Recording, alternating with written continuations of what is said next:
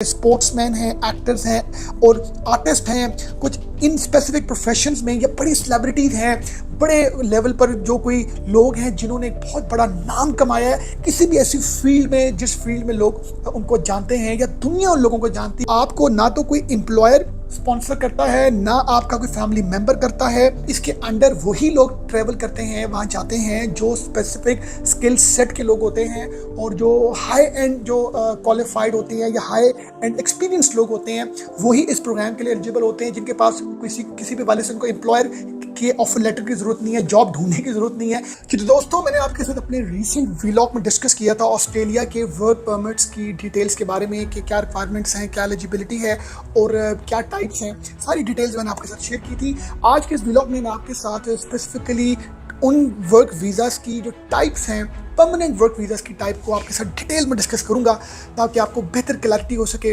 इन visas की क्या requirements हैं, कॉस्ट क्या है, टाइम प्रोसेस क्या है, एलिजिबिलिटी क्या है, रिक्वायरमेंट्स क्या हैं, ये सारी चीज़ें मैं आपके साथ डिटेल में डिस्कस करूंगा। जैसे कि मैंने आपको पहले बताया कि ऑस्ट्रेलिया के वर्क वीज़ास की दो टाइप है, एक परमानेंट वर्क वीज़ास और एक टेम्प्रेरी वर्क वीज़ास। आज मैं आपके साथ परमानेंट वर्क वीज़ास डिस्कस करूंगा। परमानेंट वर्क वीज़ास की जब बात करते हैं तो आपने अपने माइंड में इस चीज़ को रखना है कि ये वीज़ाज जो हैं परमानेंट, ये आपको परमानेंट रेजिडेंसी देते हैं। वहाँ पर रहने के हवाले से, काम करने के हवाले से, पढ़ने के हवाले से आप अपनी फैमिली मेम्बर्स को अपने साथ लेके जा सकते हैं। आप ऑस्ट्रेलिया में इन एंड आउट हो सकते हैं, आप सिटीजनशिप हासिल कर सकते हैं। तो ये जितनी भी आपको मैंने इनके बेनिफिट्स बताए ये अप्लाई होते हैं 4 number of permanent work visas हैं उन सब के लिए। तो नंबर 1 में अगर मैं बात करूँ जो परमानेंट वर्क वीज़ा की, उसका नाम है ENS, जिसको हम बोलते हैं एम्प्लॉयर नॉमिनेशन स्कीम, जिसकी सब क्लॉज है 186। इससे मुराद ये है कि 186 सब क्लॉज के अंडर जब हम बात करते हैं तो इसमें जो ऑस्ट्रेलियन एम्प्लॉयर है वो आपको जॉब ऑफर करता है और उसकी बेसिस में आप अपना वीज़ा अप्लाई करते हैं। अब जो एम्प्लॉयर जिस स्किल सेट के लिए या जिस ऑक्यूपेशन के लिए आपको इनवाइट करता है दूसरी कंट्री से, तो उस ऑक्यूपेशन या उस प्रोफेशन उस ऑक्यूपेशनल लिस्ट के अंदर होनी चाहिए जो ऑस्ट्रेलियन गवर्नमेंट ने दी। और इसमें आपका एम्प्लॉयर जो है वो आपको नॉमिनेट करेगा। इसमें आपको इंग्लिश प्रोफिशिएंसी टेस्ट के हवाले से आपको स्पेसिफिक बैंड्स की रिक्वायरमेंट होती है। 45 ईयर्स से आपकी एज कम होनी चाहिए और जिस भी काम के लिए आपको वो बुलाता है ऑस्ट्रेलियन एम्प्लॉयर, तो आपके 3 इयर्स का मिनिमम एक्सपीरियंस उस फील्ड में होना चाहिए। अगर एज ए अकाउंट्स आपको बुलाया गया है और वो ऑक्यूपेशनल लिस्ट के अंदर भी एग्जिस्ट करता है तो आपका जिस भी होमलैंड कंट्री में आप हैं वहाँ पर 3 इयर्स का मिनिमम आपका एज ए अकाउंटेंट एक्सपीरियंस होना लाजिम है। और इसके लिए जो भी आपकी स्किल सेट है वो स्किल सेट उस ऑक्यूपेशनल लिस्ट के अंदर होनी ज़रूरी है। अब इसकी अगर हम प्रोसेस की बात करें तो इसके 2 प्रोसेस हैं। एक ये है कि आपको जो आपका एम्प्लॉयर है वो नॉमिनेशन पेपर्स भेजेगा, फिर आप अपना वीज़ा अप्लाई करेंगे और इस तरह आप वहाँ पर ट्रैवल करेंगे। अब मैं बात करूँगा सेकंड जो वर्क वीज़ा है उसका नाम है स्किल्ड एम्प्लॉयर स्पॉन्सर्ड रीजनल। इस वीज़े पर आप क्या कर सकते हैं, आप अगेन वहाँ रह सकते हैं, काम कर सकते हैं, फैमिली को लेकर आ सकते हैं। इस वीज़े की ड्यूरेशन है 5 ईयर्स और इस 5 ईयर्स में आप को जब ये वीज़ा मिलता है अगेन आपका 3 इयर्स का एक्सपीरियंस जो है होना चाहिए उस प्रोफेशन में, जो अगेन प्रोफेशन जो है वो गवर्नमेंट ने अनाउंस किया हुआ है अपनी उस ऑक्यूपेशनल लिस्ट में। और इसके साथ इसमें जो सबसे मेन जो रिक्वायरमेंट है वो ये है कि आपको स्पेसिफिक स्टेट या स्पेसिफिक सिटी या स्पेसिफिक रीजन में रहना पड़ता है। मीन्स कि इसमें ऐसा नहीं है कि आप पूरे ऑस्ट्रेलिया में कहीं पर भी आपको कोई एम्प्लॉयर जो है वो बुलाए और आप काम कर सकते हैं। एम्प्लॉयर आपको स्पेसिफिक रीजन के लिए, स्पेसिफिक टेरिटरी के लिए, स्पेसिफिक सिटी या स्पेसिफिक प्रोविंस के हवाले से ही बुलाएगा और आपको विद इन दैट प्रोविंस काम करना पड़ेगा, विद इन दैट सिटी आपको काम करना पड़ेगा। इसमें आपकी प्रोफिशिएंसी जो है इंग्लिश टेस्ट आइल्स वो बहुत ज़रूरी है। सबसे इंपॉर्टेंट बात है कि जो आपका एग्रीमेंट होगा एम्प्लॉयर के साथ उन्हीं कंडीशंस पर होगा जिन कंडीशंस पर गवर्नमेंट ने स्पेसिफिकेशंस लिखी हुई है। ऑस्ट्रेलिया की हर स्टेट में ये प्रोग्राम ओपन नहीं है। इसमें एक बात आप ज़हन में रख लीजिएगा कि ये प्रोग्राम जो ऑस्ट्रेलिया के जो मेन आप कह लें जो उनके मेजर सिटीज़ हैं वहाँ पर ये प्रोग्राम नहीं है। जैसे कि मेलबर्न है और इस तरह उनकी जो मेन सिटीज़ हैं वहाँ पर आपको इस प्रोग्राम के अंडर जॉब नहीं मिलती। इसकी कॉस्ट जो है वो 4240 ऑस्ट्रेलियन डॉलर्स है और ये प्रोग्राम तभी ओपन किया जाता है जब वो किसी स्पेसिफिक रीजन में उनको लेबर की या वर्क फोर्स की या स्किल्ड अनस्किल्ड लोगों की शॉर्टेज का सामना करना पड़ता है और वो उस शॉर्टेज को जो है ख़त्म करने के लिए अपने उन एरियाज़ में जहाँ पर ऑस्ट्रेलिया में रहने वाले लोग विलिंग नहीं है कि हम छोटे सिटीज़ में जाएं, छोटे प्रोविंसेस में जाएं, तो फिर उनको इस वजह से जो है वो उन वर्क फोर्स को दूसरे कंट्री से बुलाना पड़ता है। अब नंबर 3 में जो आता है परमानेंट वीज़ा कैटेगरी, इसका नाम है स्किल इंडिपेंडेंट वीज़ा। और ये वीज़ा बेसिकली जो है वो पॉइंट बेस में जो है वो डिपेंड किया जाता है। इसका पॉइंट टेस्ट सिस्टम होता है, मीन्स कि आप अगर स्पेसिफिक पॉइंट्स को मीट करेंगे तो ही आप वहाँ पर ट्रेवल कर सकेंगे, आप इस प्रोग्राम के अंडर आ सकेंगे।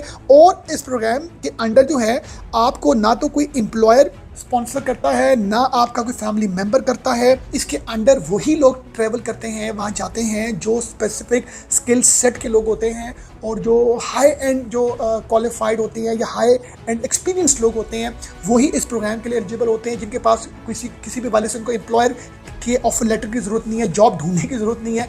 आपके पास स्पेसिफिक डिग्री या स्पेसिफिक ऑक्यूपेशन या स्पेसिफिक वर्क एक्सपीरियंस का होना ज़रूरी है। और जब आपके पास कोई ऐसा वो एक्सपीरियंस होता है तो फिर आपका एक टेस्ट होता है, जिस टेस्ट को हम बोलते हैं एक्सप्रेशन ऑफ इंटरेस्ट EOI।